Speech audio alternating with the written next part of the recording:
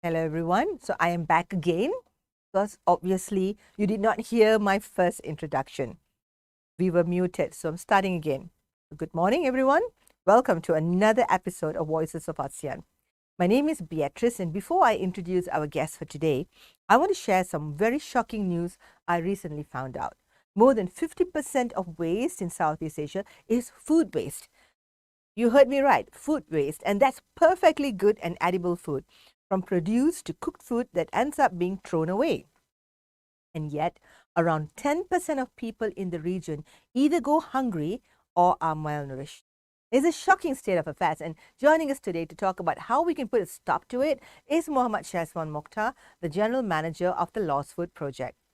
The Lost Food Project is a not-for-profit organization founded in 2016 with the mission to rescue surplus food from being from being wasted and distributing it to the needy. And in just 6 years of existence, it has achieved some very significant milestones, as Syazwan will tell us later. So, joining us live from Selangor, Malaysia, here is Syazwan. And you heard that one right, Syazwan? Yes, correct. Very exciting. So, Syazwan, tell us, prior to joining the Lost Food Project, you were working for the Selangor state government. Now, what is it about the Lost Food Project that made you decide to drop all that and join them? First of all, thank you for having me. And it's very exciting that to be part of this Voices of Asian interview, if anything. Yeah, I mean, I was with the Selangor State Government. I was with the Selangor State JLC for a while. There were a lot of exciting programs that we did. It was also a build up to something which I think personally I would like to venture into, which is a lot of doing work for the community, community development, getting in touch with that side of things.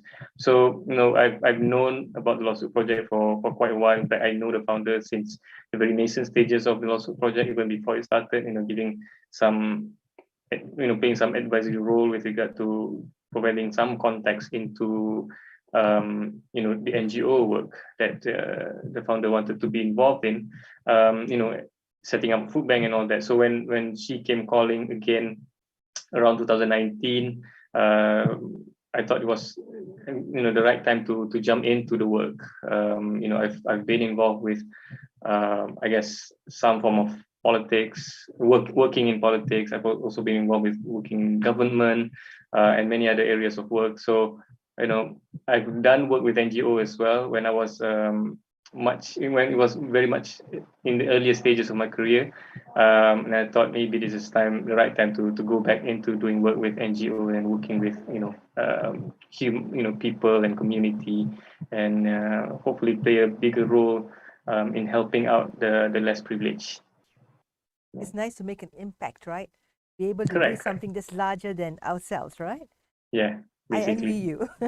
It's a great place to be, I think. Yeah, Oh, exactly. yeah, because I was reading about how 4,000 tons of perfectly edible food gets thrown away each day in Malaysia, and that's sad.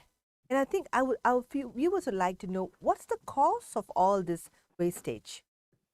Well, the 4,000 ton is actually the latest data provided by SW Corp. They manage landfill. So the data previously, back in 2018, 2019, was around 3,300. So in about 2 years' time, that numbers has increased. So there can be many factors that affects this. Where the population increase will be a factor, whether it's because of the pandemic, people maybe hoarding food at one point, so there are many different reasons and factors. But if you look at the data in general, the biggest cause of landfill waste, especially food waste, is household. We households throw away around 38% of landfill food waste is from households, compared to, for example, night bazaars, in the industry, restaurants, and so on and so forth. So in the end, what we see here is the fact that although we love our food, everyone can attest to it. I'm sure you as well, Atul. We love our food. We think about it every day, every moment, Very right? But Malaysian, right? yeah, very Malaysian. But we don't Yeah. necessarily value it as much, because in fact, compared to the global average, every individual in Malaysia throws away around 1.6 kilogram of food daily compared to global average of 1.2 kilogram.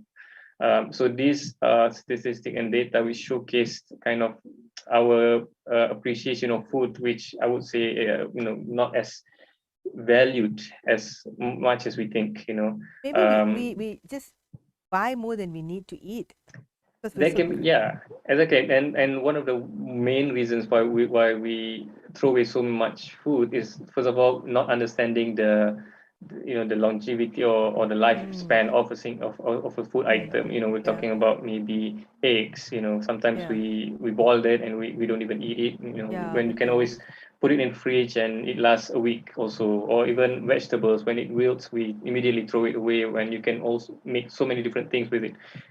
Pesto sauce, for example, you can always freeze it again, turn it into compost and so on and so forth. So there are many things that we can do to preserve and conserve all the food, but we probably don't realize that. And also the fact that we always are a bit choosy, a bit picky when it comes to food. So we want the best looking food, sometimes. And it's not just us. Of course, if you go to supermarkets and all that, they will always pick the best looking ones from the farms and all that. So, those that maybe are a bit deformed or doesn't look as nice gets thrown away. And sometimes, for example, when we go to Pasar Borong, Kuala Lumpur, we pick up 1.5 to 2 tons on a daily basis vegetables. These are actually vegetables which would otherwise have been thrown away. 1.5 2 tons of vegetables would have thrown away simply because the sellers were not able to sell them on the day. And of course, vegetables, the turnaround time is very fast. So when they are not able to sell them, they will throw it away. And most of the time, the reason being is that it doesn't look nice, or it doesn't look as pretty as the others. So that is probably the main cause. And we need to realize that it is not just about the looks, because even if it doesn't look nice, then it contains the same level of nutrition. It's all the nutrients and all that. So it's the appreciation and the value of the food. That's where I think we lack a bit of that level of understanding. So I think we need to kind of change our food consumption culture. We need to change the way we look at food, and the way basically how we value food. I think needs to change as well. It's a big overhill task. How do you change that? Years of the way, over years people are like that. How do you change it overnight? Not easy. Exactly. I mean, I think one of the things that we probably have not realized is that these are things that we also impart on our children. We throw away food willy-nilly. Basically, we don't even realize that we're throwing away food. I mean, if you compare to any other waste, we talk about plastic waste, for example, very sexy topic. All costs, radio plays and advertisement, we talk about plastic waste. But if you look at landfill, plastic waste stands at about 19% of total waste at landfill, compared to food, which is about 45%. Oh my God. Yeah, so it's almost more than double, in fact, of plastic waste. And because we don't realize the amount of food that we throw away. Sometimes we cannot finish a sneaker bar, for example, we throw it away. We cannot finish just all the simple things. Kuih, we buy 5 ringgit worth of pisang goreng, but we only eat by maybe 2 ringgit or 3 ringgit, and then we throw it away. We just, it happens so, but it's almost by nature. We don't even think. Exactly. Subconsciously, we just throw it away. Maybe it's the way we are taught that a food that's kept a few days is bad for you, and so you should throw in. That's something we need to address. Exactly. That's why I think we need to somehow address this. And you're right. We need to address it, especially for the younger generation. We need to educate them. We the also project, example, we have an education unit, and we go to schools and we speak to kids and everything to talk about waste. Sometimes we do a very practical kind of activity where we prepare food using waste, not waste. We don't call it waste per se. We surplus, right? And give them a taste test, compare them to the freshly cooked ones as well. So it really, of course, most of the time doesn't taste any different. It can still taste very good. How we cook leftovers and so on and so forth. So giving that level of education, giving that level of awareness, especially for the younger children, for our kids, hopefully that is how we can really change this culture. I hope so. I really do. So the Lost Food Project has a very unique slogan. You say, "Feed the hungry, not the landfill." Now, I see here that the Lost Food Project rescues an average of, and it rescues an average of 20 tons of food per week from going into the landfill. Now, this is an incredible feat, and I would just want to know from you how you have managed to achieve this. It takes hard work. To be honest, it takes real hard work especially from our volunteers, from our network of partners. Because the way we operate is that we rescue surplus food, right? So we rescue from manufacturers, suppliers, wholesalers, producers, and all. So we need really good partnership with them. We need them to understand why we are doing it, And we've been getting a lot of support, especially this year. It's been a record year for us. We've collected more than 1 million kilograms of food this year alone. Wow. Compared to previous years where we collected at most about 480,000 kilograms maybe. Oh. So this year has been a really good year for us. We've onboarded a lot more partners, and of course, this the ethos behind this is that we have the same kind of cause of we are on for the same mission, and in that we want to save food. We do not want to throw them away. At the same time, because of disconnect between the amount of food that we throw away and and as well as the amount of people who are hungry out there, I think the level of understanding between parties that works on this, whether it's our food partners or whether it's our volunteers or our charity and on-ground partners that distributes the food for us, the understanding is that every time we save this food, it must go to those who are underprivileged, who does not have access to this food. Sometimes it's as simple as giving, for example, a jar of peanut butter that can last them a month or two, right? So it gives them a bit of an uplift as well. And having that right partnership, having that network, having that level of coordination among the different partners is key. And we feel that we are at the central, we are at the very center of this network, of this hub, and with our capacity in logistics, especially, we have 3 trucks, we have warehouse, we have people, very experienced workers, staff, 30 years of experience working in logistics, drivers and all. So I think that level of dedication towards this cause has fueled our ability to really pick up and collect more food, and that has been, I think, the main boost to our growth, if anything. Yeah. And how do you find these people? Like, how do you know where the hungry are? This, the whole nation is vast. You see, do you do it just in KL, or do you have subsidiaries outside KL that you send the food to? Basically, the way we operate again is through partnerships, and the way we identify is through partners as well. We have on-the-ground partners like charities and NGOs, parliamentarians, local councillors, local NGOs. They have their own beneficiary list. They have a database of people that they are helping, right? So what happens is that when we partner with them, instead of us going to the ground, finding the same recipients, maybe multiplying the same efforts or duplicating the same efforts, why not we just support the ready ecosystem, the ecosystem that's already in place, the people who are already doing the good work, already targeting and reaching out to these people who are already on the ground. So that's the way we identify our beneficiaries. Of course, every time we do this, we have partnership agreements with our charities. For example, we have more than 70 charities, whether it's food bank, orphanages, people who feed, NGOs that feed homeless and all that.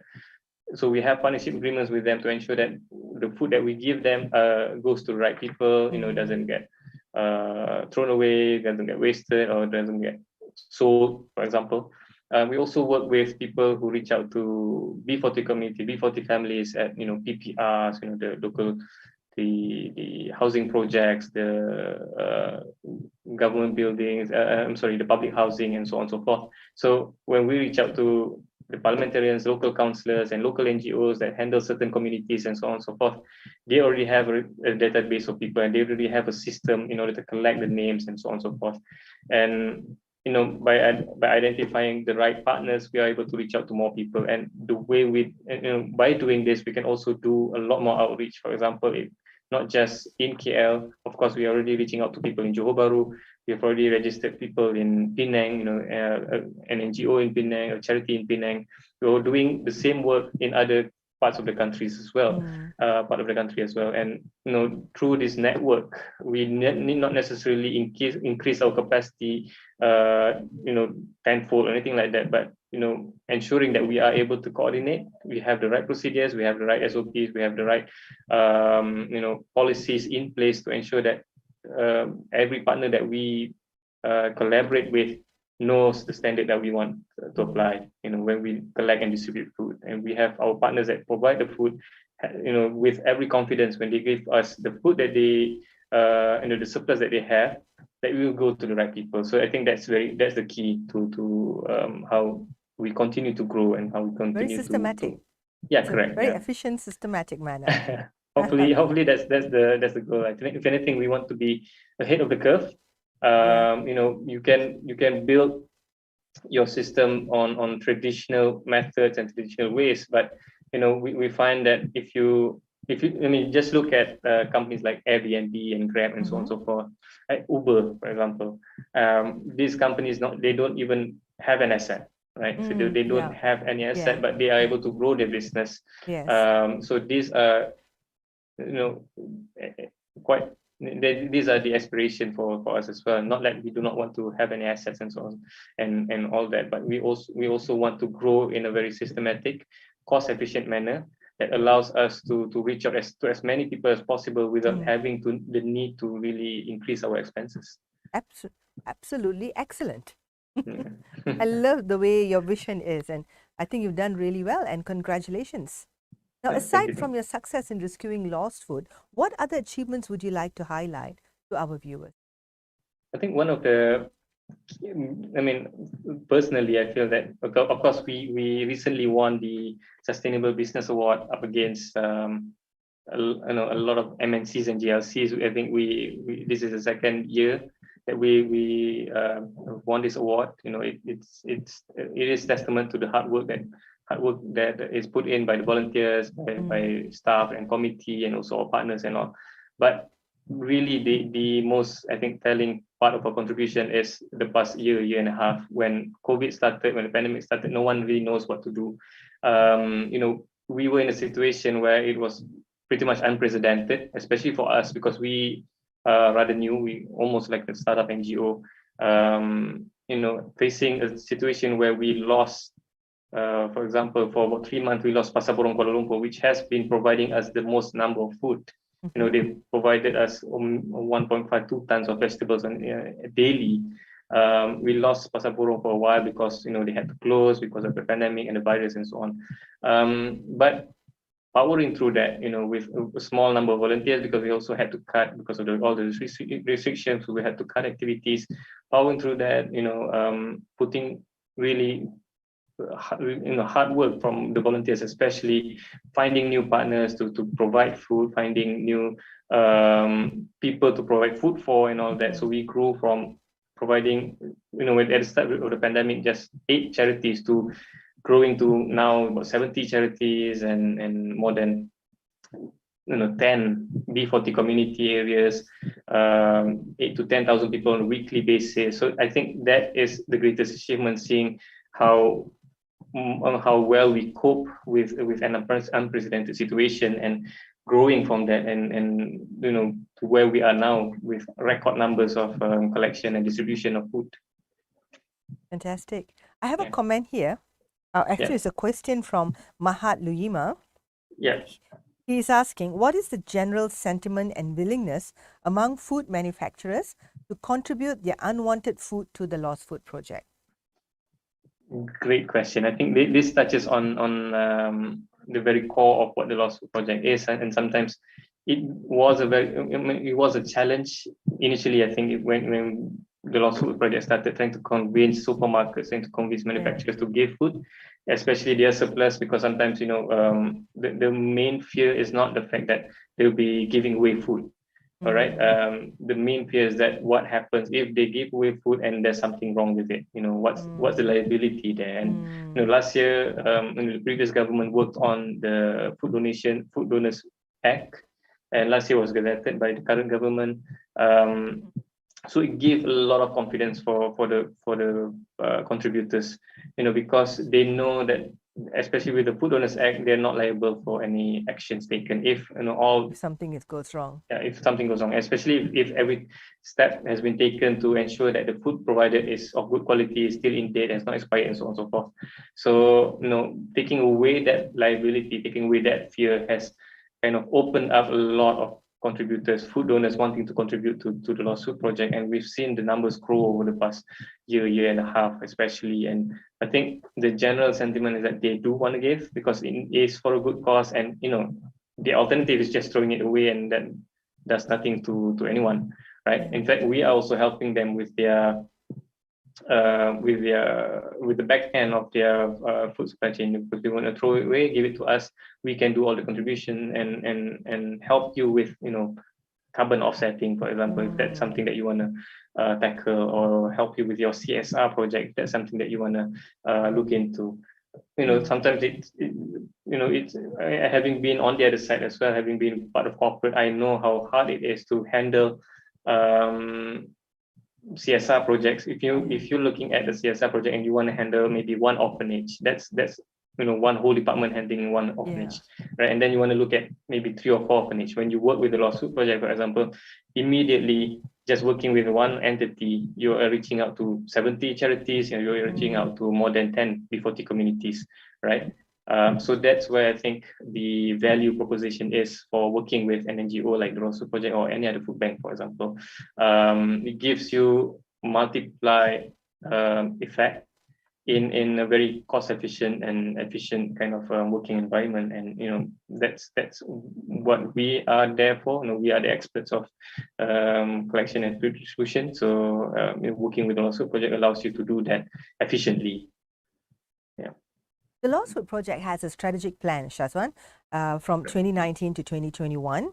And I think when I read from what you put it out, you've identified 5 goals: to establish a highly effective food donor and recipient network, to build organizational capacity, to ensure operational excellence and enhance services, to establish an efficient and sustainable funding model, and to inspire community engagement and advocacy.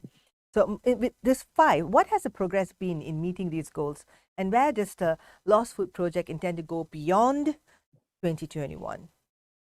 I think if you look at every goal individually, you will see that there's definitely progress at every point of it. Whether it's to establish highly effective food donor recipient network, and that's something that we've grown over the past year and a half. Especially, we've grown to more than 40 regular food partners.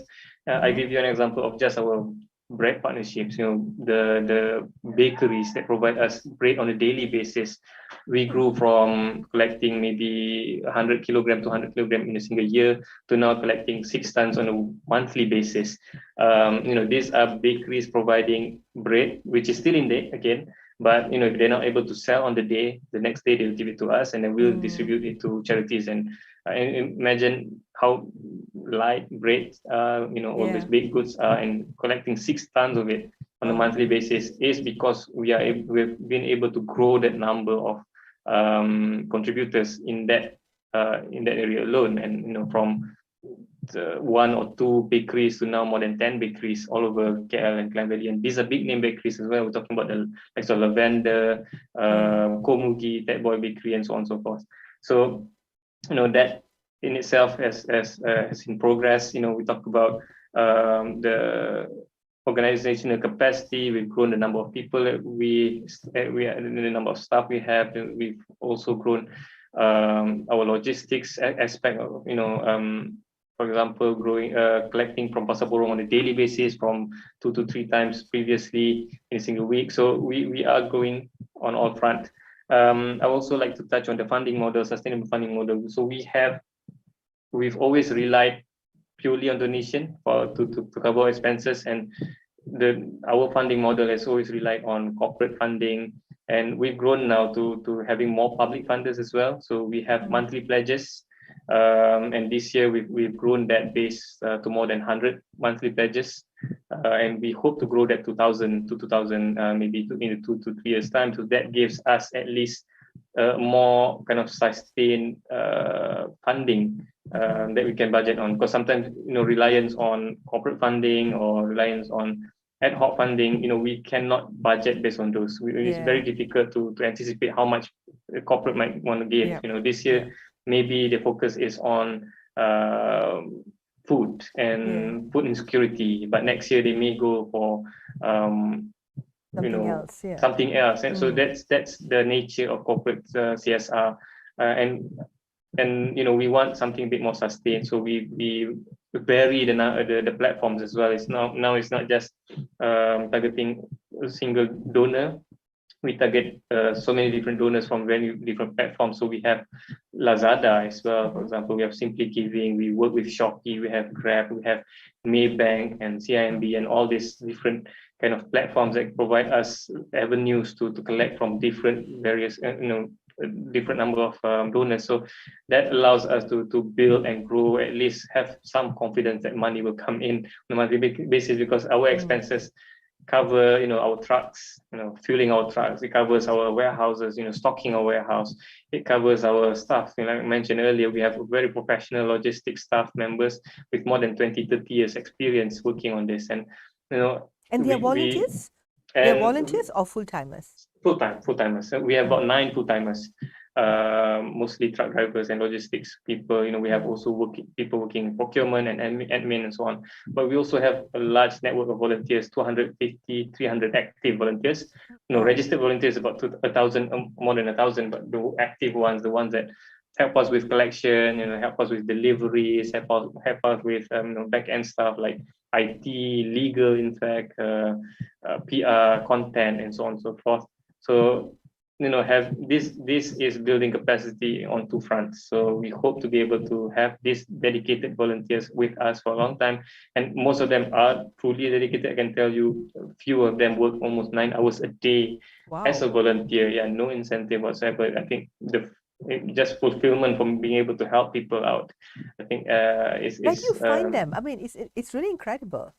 Yeah, it is incredible. I think we are really blessed to have these volunteers, and they come to us, of course, knowing the cause that we try to promote. But at the same time, it is about appreciating them and giving them what they need and so on. So that's something that we try to manage through our volunteer management team as well. So but we are still learning. We are still trying to understand our volunteers. We are still trying to give them at least a form of incentive, if not monetary or anything like that. But being able to feel fulfilled is very important to them as well. So I think that's something that we are still studying, and hopefully we are able to do more of. So yeah, I mean, just in terms of where we are headed 2021 onwards, I think we definitely want to grow more. Like I mentioned, we are in Klang Valley, we are in Johor, we are in Penang, but we want to be able to reach out to everywhere, basically nationwide, even Sabah, Sarawak, for example. Although we have ad hoc programs everywhere. For example, this year we've helped out more than 200 families or 300 families in Sabah. We've also helped out people in Sarawak, Kelantan, Terengganu, and on an ad hoc basis. But we want to be able to secure a more regular operations as well outside of Klang Valley. So in Johor Bahru and Penang. So that's our goal. Definitely, we want to expand. We want to grow capacity. We want to firm up this network, this system, in order to be able to do it as efficiently as possible, because we are reliant totally on donor, and hopefully we optimize the funding that they provide us, and it goes to the right people. Yeah. And before I go on to the next question, I want to read out one more comment from Sharon Johan. She says, I suppose awareness about the impact of food wastage is just as important. Without that, real change cannot happen, which we just discussed. Right, exactly, exactly Yeah. right. I think that's what we need to impart on the next generation as well, our children, definitely. Yeah. And Aishwarya joins in and says, sustainability forever. Yay. And so, next question. Food waste, I believe, is not just an issue in Malaysia, but also in the rest of Southeast Asia. How is the Lost Food Project working with similar organizations in other parts of the region to help reduce food waste and bring down incidences of hunger and malnutrition among the needy? Well, to be honest, we've not had any kind of formal collaboration with people, with NGOs and like-minded charity outside of Malaysia, because we are trying to still firm up our fundamentals here in KL and Klang Valley and also other parts of Malaysia. But I've had a lot of discussions and panel discussions and forums and roundtable talks with other NGOs, and there are a lot of definitely interest out there to work with the Lost Project, and we are also very much interested to work with other entities. There are some global entities within Malaysia itself that also does good work. We have collaboration with WWF, for example. So that's something that we also want to strengthen and allow us to network to a lot more people, hopefully soon. If anything, I think one of the goals that we have set for the Loso project, going forward, is to do more advocacy, to do more awareness and education. I think one of the ways that we can do that is to network with outside parties, and I've had talks with, for example, the Korean Food Bank people as well. So understanding how they do their work, understanding how they operate is key to how we grow as well. And of course, again, our focus right now is Malaysia, is Klang Valley and other parts of Malaysia. But I would say within 2 to 3 years time, we might also look at growing outside of that. Yeah. That would be adding on a lot more on your plate. I mean, as long as it is about helping people, and should be fine. Yeah. I have one more question coming in from LinkedIn. How do we identify which communities are in the most need? I think one of the things that we realize working with, especially for me personally, working with the project, is that it is really not that hard to find the community in need. There's always someone out there in need. But look at the data, look at the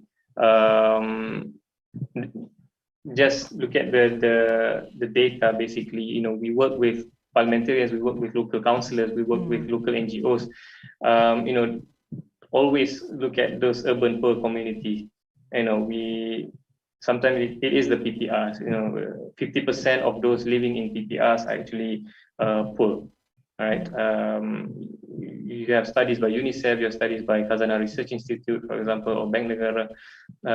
So it is about finding the right community, correct? But the right community is always the urban poor.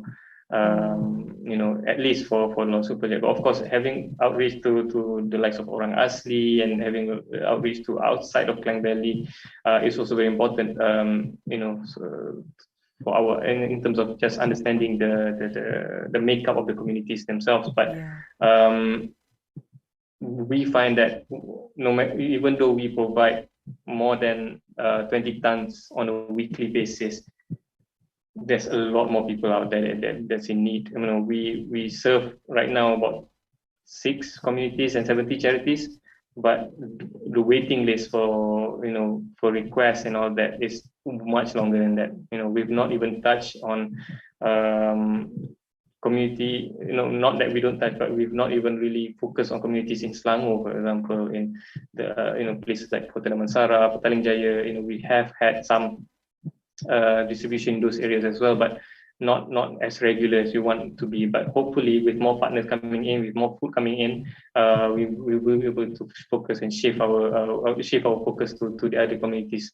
I look at it as food coming from that particular area, providing for that particular area. It's almost like a Grab system. And we are working in a Grab system, for example. For example, our bakery operations, our food rescue bakery operations, we collect from a bakery in Petaling Jaya. We have a volunteer picking up from Petaling Jaya and sending to a charity or community in Petaling Jaya. So if you're able to find a partner in Selangor, it provides for families in Selangor. If we are able to, right now it's a bit more centralized, everything is from KL, but we are hopeful that we soon have a partner in Selangor that will be able to provide regularly in large quantity, and that settles at least some parts of Selangor as well. And preferably inter-district also eventually. Yeah, exactly. So it's more efficient. Yeah. Correct. Yeah. Well, I'm sure that many of our viewers would like to know how they can help to contribute to the Lost Food Project. Would you tell them how? Yeah, of course. Visit our website, visit our social media pages. We're very active. We have a great team handling content.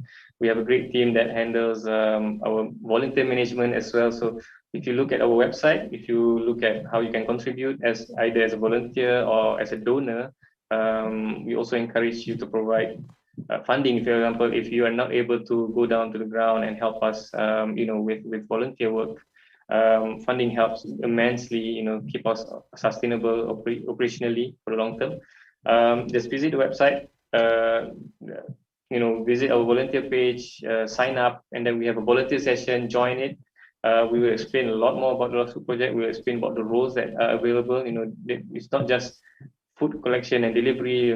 There's also back-end work, like I mentioned earlier. If you're keen on doing graphic design, for example, we love to have you helping us with that. If you're keen on doing food procurement, finding new food partners, we love to have you do that. I always go back to the example of that food bakery rescue that we have. It was started by a volunteer, a very dedicated volunteer who's very much dedicated to the work that that gets done today. It really started from her just having that idea of reaching out to bakeries, and from that idea we've started collecting from, again, more than 10 bakeries. And if you have that sort of dedication and ideas, come to us. We'd love to have you on board. We'd love to have you contribute to reduce waste and feed the needy. And who started all this? The idea must have come from somewhere. Is it a locally grown idea, or is it something that's taken from overseas? Well, it's a mix of both. The Lost Food Project is definitely a local NGO. It is registered locally, but it started from an expatriate, Suzanne Mooney, a great person, someone who's very passionate about helping the poor, helping the needy. She was an expatriate here in Malaysia back in 2014 up to 2018.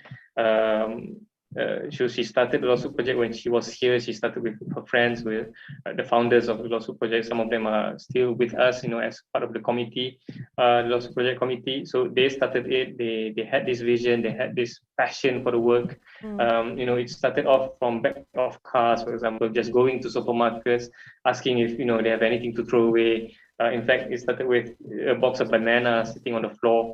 Asking, what are you going to do with that box of banana? And they said, it will be thrown away. So Susan asked if whether or not she can pick it up and, share it with the charity. And it started from that kind of, just the sentiment, and it grew from there. So yeah, it's an amazing start, really, and where we are now is thanks to the founders, especially. Fantastic. See how a seed of an idea can grow into something so big. And I can't wait to see you guys growing and having that vision, in every district, everything compartmentalized so that, and just one center coordinating the whole thing. That would be great. Yeah, I think that at least in my mind, that's how it will grow into, like, how you can operate. But of course there are different ideas and something that we have not maybe considered yet, so maybe that's something that we have to consider as well. But being able to do that, even to grow, just to expand, and ensure that we feed right now 8,000 to 10,000 people, maybe 20,000 people next year, is just the kind of growth that we want. So tell me, how do you feel about that? So when you go back at home every day, and it must be tiring, because I can imagine how much work it is to be able to coordinate this much. But do you feel like, hey, it's all worth it when I go back home? I made a difference. I actually impacted society. Well, one thing that pandemic has taught us, that we can work from home. So, Yeah. Right. yeah. So, but yeah, you're right. Every time, for example, you go out there, you meet the people that you're helping, you get this text messages. It gives you a sense of fulfillment. Yeah. That the work you do is appreciated. But at the same time, I can tell you, for example, this year and last year when the pandemic happened, the amount of distress calls and messages and emails and social media messages that we got, it can also be very draining. It can also be Yeah. mentally challenging and Yes. tiring for us. Yes. You know, a mother just texting me 2 to 3 o'clock in the morning. Every time I wake up, suddenly I have this text from at least two to people, asking me whether I have food to give to their kids, whether I have milk, because they have not, the children have not had a drink of milk for 2 weeks, 3 weeks. Refugees asking for food for the family because he has not worked for 2 to 3 months. An old person in PJ living off Milo powder for 2 3 months, just Milo powder, Oh and my these God. are yeah, this real situation, and I personally speak to a lot of them, especially reply to their And this is in PJ. text and all that. This is That here that in. that but yeah, that particular 82 years old living alone is in PJ. But of Oh course, my I God. also received, in fact, someone DM me in Twitter, my personal Twitter, asking for food from Kelantan, of course from Sabah, Sarawak, and all that. So although you go back, you think, okay, I've helped people, there's also that lingering feeling that if I've not helped enough people. I know. I um know. so there's always that as well. So you're always kind of battling with yourself, asking what more can you do. And sometimes you have to also put a stop to it, saying that you've done your best, you've done enough. And I Yeah. always tell this to our staff and our volunteers as well. There's only so much you can do to help. Sometimes it is beyond your ability to help everyone, but you can always rest assured that you are helping as much as you can. Wow. Yeah. I'm just wondering if our states, individual states, can get involved, because this is basically what governments should be doing to help their people. And you're doing a fantastic job. But if in every state or the individual state governments could get involved to help set up projects like the Lost Food Project, wouldn't that be incredible? I think what we're seeing now is the lack of coordination. If anything, we have a lot of food banks out there. We have a lot of NGOs and charities out there that are already doing the good work, reaching out to the people. Sometimes, maybe if it's not a proper setup from government, for example, but just supporting the system that's already there. There's Yeah. already a strong ecosystem of a network of NGOs and charities doing the work. Supporting that, maybe setting up policies. I mean, I talk about, for example, tax system in Malaysia, right? So if you donate to the Lost Food Project, you are tax exempted. But if you donate in kind, there are no incentives for you. So we must look into it. The government must look into policies such as this tax incentive for in-kind donation. So if you give food, there's something out there for you as well. But we are very grateful that our partners are still providing food to us, even though there are no incentive. But we want progress towards this. We want, for example, in Europe, in France, if supermarkets they are not allowed to throw away food, they must donate the food at the end of the day, so that there are no wastage. So we're looking at that, and yeah, you're right. Government must be involved. There must be set of policies to kind of encourage more people to give, encourage more people to help the needy. And it's not just about providing the food packs. Providing food packs has its limits. Because there are costs and expenses involved. So how do you build a real system that can really kind of promote this cause? I have one more question, so I'm just taking this from LinkedIn. Okay. And I sort of messed up the screen, so yeah. No worries. Another question from Faiza Zayana. I might have missed out, but this year she's asking, I might have missed this out, but does your distribution of the Lost Food Project include the homeless people too? It does. Oh yeah, definitely. Yeah. What we do again, just to recap, what we do is we work with partners, whether it's NGOs and charities or parliamentarians, again, and local councillors and all that. So what we do is we provide the food to these causes, to these NGOs and charities. So we don't necessarily cook the meals ourselves. We don't prepare the meals. So what we do is, because there are already people, soup kitchens that are providing food for the homeless, right? So we work, for example, with Yayasan Chowkit, we work with Pertiwi, with Kecara. So we give the food, we give the vegetables to them. So they cook, they know how much they want to cook for the homeless. They are more in tune with what they do. So we support the system to our logistics capabilities. So yeah, we definitely provide, Institute Unjafar, they also provide for the homeless. So these are some of the charities that we are helping out with.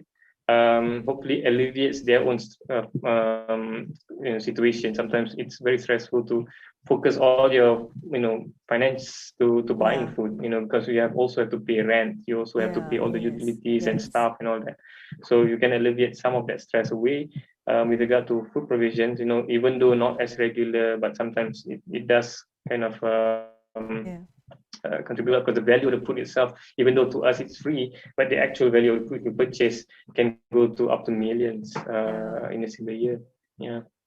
You've really inspired, I think you've inspired everyone who's watching in today, and you'll continue to inspire those who continue to come in and watch the recorded video.